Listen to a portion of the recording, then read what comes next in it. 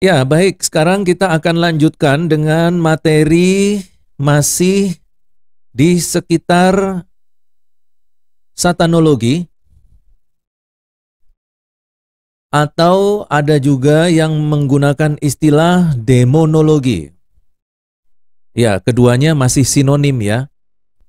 Ya, kemarin kita sudah sedikit membahas tentang bagaimana asal mula dari iblis ini, yaitu kita tahu bahwa dia berasal dari malaikat Tuhan, yaitu malaikat yang diciptakan oleh Allah, yang tinggal di surga, tetapi kemudian yang memberontak, bahkan jumlah malaikat yang memberontak itu diketahui ada sepertiga dari semua malaikat yang ada.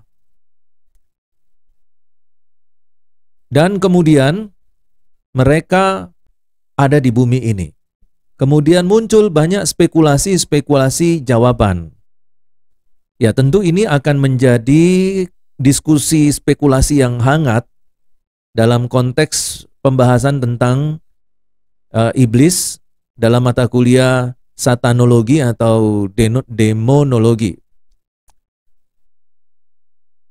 Nah, dahulu kita tahu bahwa iblis ini ada di Taman Eden juga. Dan ini kita bisa lihat di Yesaya 28 ayat 13. Dalam eksistensinya, malaikat ini tetap berbentuk seperti ketika mereka diciptakan Allah sebagai malaikat yang baik. Status yang berubah menjadi iblis dan setan tidak dengan kemudian mengubah bentuk fisik malaikat. Nah, ketika kita mengenal, maksudnya bentuk fisik malaikat jahat ya. Nah, kita sementara ini mengenal malaikat jahat yang kemudian kita kenal juga dengan nama iblis atau setan, dengan bentuk-bentuk yang seperti digambarkan dalam film-film. Ya, bentuk mengerikan, berkulit hitam kehijau-hijauan, ya, kemudian memiliki taring, memiliki buntut, dan berbau busuk dan berbau belerang, dan lain sebagainya. Kemudian di bagian Eropa, negara-negara Eropa, mereka juga menggambarkan malaikat jahat ini seperti Dracula, yang menghisap darah selalu di bagian leher. Dan kebanyakan lehernya perempuan ya, yang digigit itu. Saya kurang mengerti apakah leher laki juga ada yang digigit. Ya, sepertinya ada juga ya, tapi juga pilih-pilih laki-lakinya ya. Nah, kemudian di Indonesia juga ada banyak macam bentuk dari malaikat jahat yang dikenal dengan setan, iblis, jin, dan seterusnya. Dengan nama-nama yang berbeda-beda. Ya, setiap suku memiliki nama untuk setan iblis ini dengan nama yang berbeda-beda, dengan cerita, legenda, dan mitos yang berbeda-beda. Misalnya untuk Jawa disebut malaikat jahat ini bisa disebut gondruwo, tuyul, ya. Untuk di Bali ya disebut dengan leak. Terus ya di suku-suku yang lain mereka mempunyai nama yang berbeda-beda. Tetapi untuk di Alkitab kita melihat dalam Yesaya 14 ayat 2, ia disebut sebagai Lucifer, bintang timur atau putra fajar. Nah, iblis ini diusir dari surga karena dosanya. Nah, ada sesuatu yang menarik di sini yang dulu pernah mungkin saya singgung di dalam kelas kalian, bahwa ternyata di surga ini bisa terjadi pemberontakan. Jadi kalau selama ini ada orang Kristen yang memiliki pandangan bahwa hanya orang suci yang ada di surga, mungkin harus diralat atau direvisi. Karena ternyata Lucifer yaitu penghulu malaikat Allah, di dekat dengan Allah dalam kehadirannya, Lucifer ini memberontak. Dan pemberontakan itu terjadi di dalam surga. Nah, untuk bisa memberontak, dia harus berpikir dulu. Dan pada saat dia berpikir, dia sudah melakukan aktivitas dosa. Jadi, Lucifer ini, dia melakukan pemberontakan di dalam surga. Tetapi ingat, dia terlebih dulu sudah jatuh dulu di dalam dosa di surga. Lalu kemudian yang terjadi lagi, bahwa Lucifer yang sudah jatuh di dalam dosa ini melakukan perbuatan dosa yang lain, yaitu provokasi, menggoda dan mencobai malaikat-malaikat yang ada di surga. Dan godaannya begitu luar biasa, pencobaan yang dia berikan begitu luar biasa, sampai sepertiga dari malaikat yang ada di surga, semuanya berbuat dosa. Jadi perhatikan, di surga malaikat bisa berbuat dosa.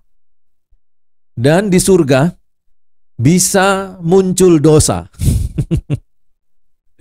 Ya, ini menarik sekali ya untuk didiskusikan ya. Lalu dalam Yesaya 28 ayat yang ke-15, di situ dikatakan, engkau tak bercela di dalam tingkah lakumu sejak hari penciptaanmu sampai terdapat kecurangan padamu. Jadi di sini dikatakan bahwa iblis ini dulunya adalah malaikat yang suci dan kudus, bahkan di dalam penciptaannya itu tidak terdapat celah dan cacat. Lalu dalam Yesaya 28 ayat 17 di situ disebutkan bahwa malaikat yang dulunya baik ini, yaitu Lucifer ini, cantik sekali. Jadi penampilannya luar biasa. Engkau sombong karena kecantikanmu. Hikmatmu kau musnahkan demi semarakmu. Ke bumi kau kulempar. Kepada raja-raja engkau kuserahkan menjadi tontonan bagi matanya. Jadi ini Yesaya 28 ayat 17 ini merupakan satu ayat yang berisi atau dapat digolongkan sebagai ayat-ayat simbol. Kalau kita pernah belajar dulu hermeneutik, itu yang disebut dengan bahasa perlambangan ya. Dan yang dimaksudkan dalam Yesaya 28 ayat 17 ini adalah tentang roh jahat yang dilemparkan oleh Allah ke bumi. Ya, nanti dalam perkuliahan yang lain kalian bisa mendiskusikan ini ya. Secara khusus mungkin dalam mata kuliah tafsir perjanjian lama ya, atau dogmatika perjanjian lama bisa saja dibicarakan hal seperti ini. Tetapi sebagian besar hamba-hamba Tuhan melihat bahwa ini adalah bahasa perlambangan untuk kejatuhan dari malaikat jahat itu. Di sini dikatakan bahwa malaikat jahat ini penampilannya dan profilnya cantik dan dia sangat pandai. Nah, pertanyaannya adalah pada saat malaikat yang cantik dan pandai ini jatuh di dalam dosa, apakah kemudian dia jadi bodoh dan kemudian jadi jelek? Ternyata tidak. Nah, di dalam ayat firman Tuhan yang lain dikatakan bahwa iblis itu dapat menyerupai malaikat. Di dalam 2 Korintus pasal yang ke-11, ayat yang ke-14. Dalam 2 Korintus pasal 11 ayat yang ke-14, hal itu tidak usah mengherankan, sebab iblis pun menyamar sebagai malaikat terang. Jadi dalam bagian ini Paulus menjelaskan bahwa keberadaan iblis, dia dapat menyerupai malaikat terang. Nah, kalau kita juga merujuk kepada ayat yang baru saja kita baca dalam Yesaya 28, Yehezkiel 28 ayat 17, di situ disebutkan karena kecantikanmu dan hikmatmu. Di sini kita melihat bahwa eksistensi, profil, keadaan dari roh malaikat jahat ini memang indah dan cantik. Ya, karena kecantikanmu.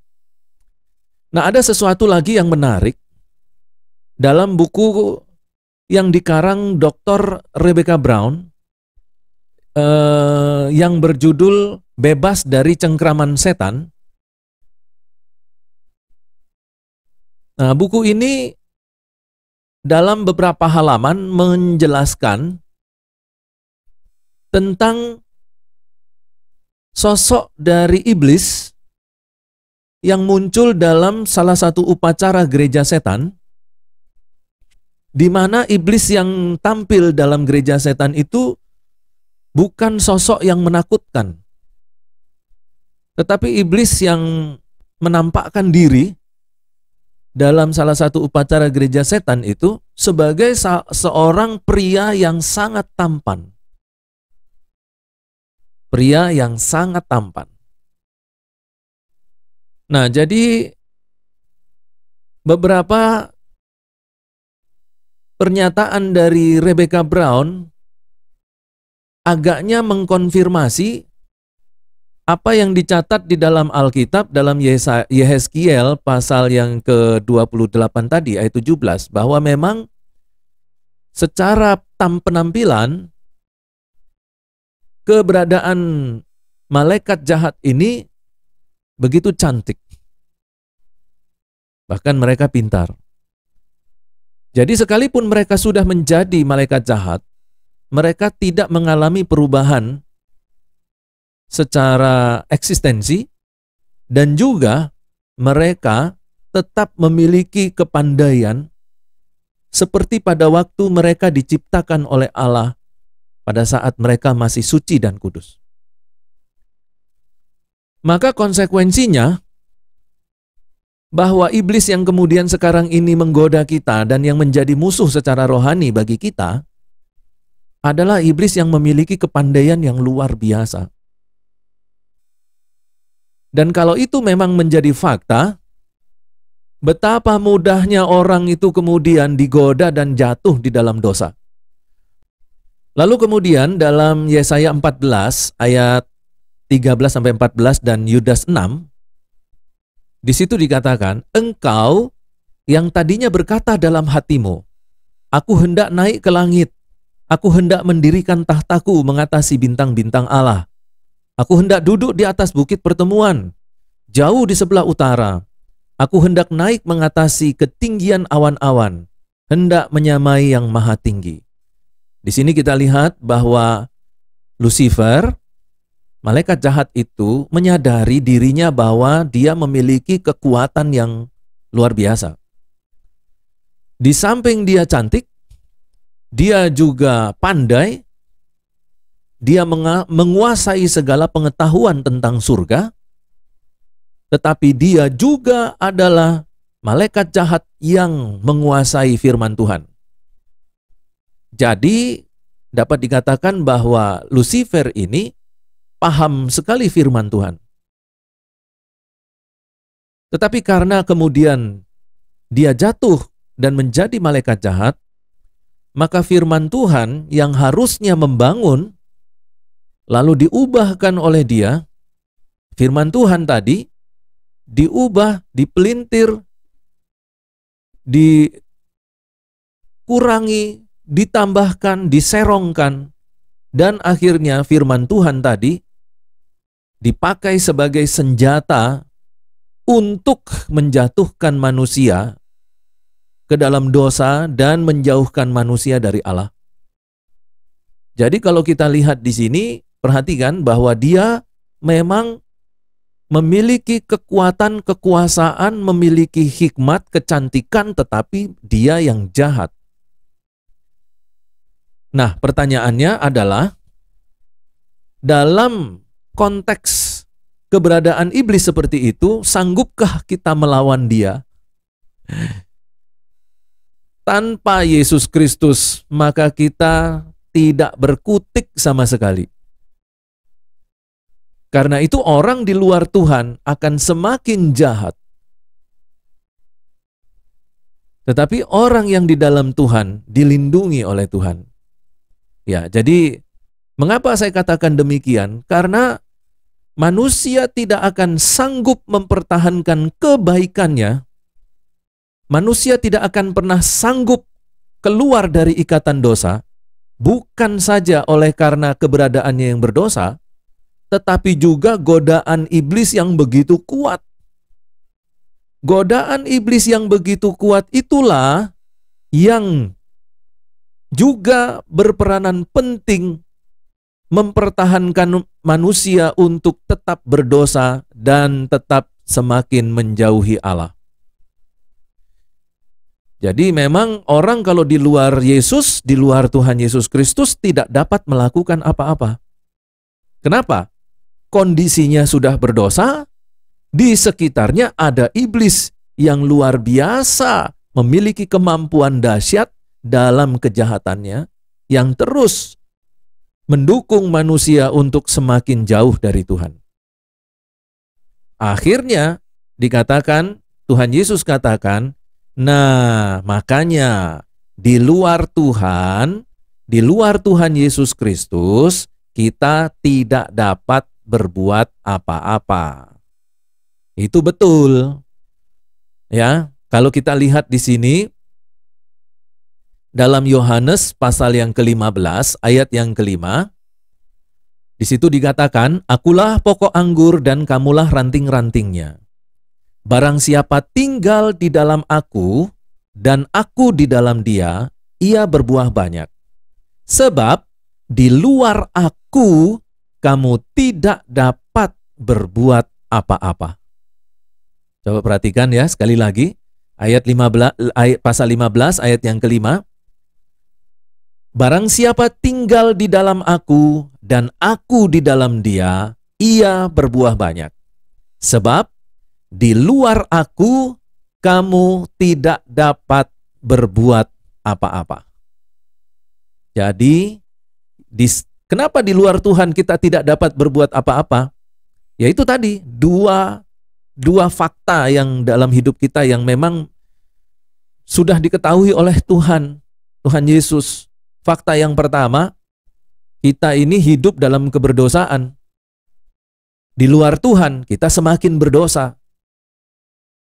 Yang kedua, iblis dengan kekuatan yang dahsyat itu, yang selalu jahat itu, akan terus merongrong hidup orang-orang, hidup manusia, mempertahankan untuk tetap menjadi antek-anteknya, dan berusaha semakin lama semakin menjauhi Tuhan.